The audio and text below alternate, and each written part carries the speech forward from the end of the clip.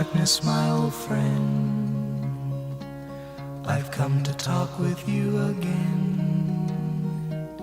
because a vision softly creeping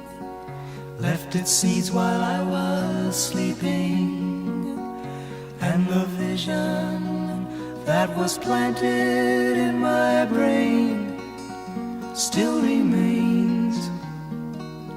within the sound of silence.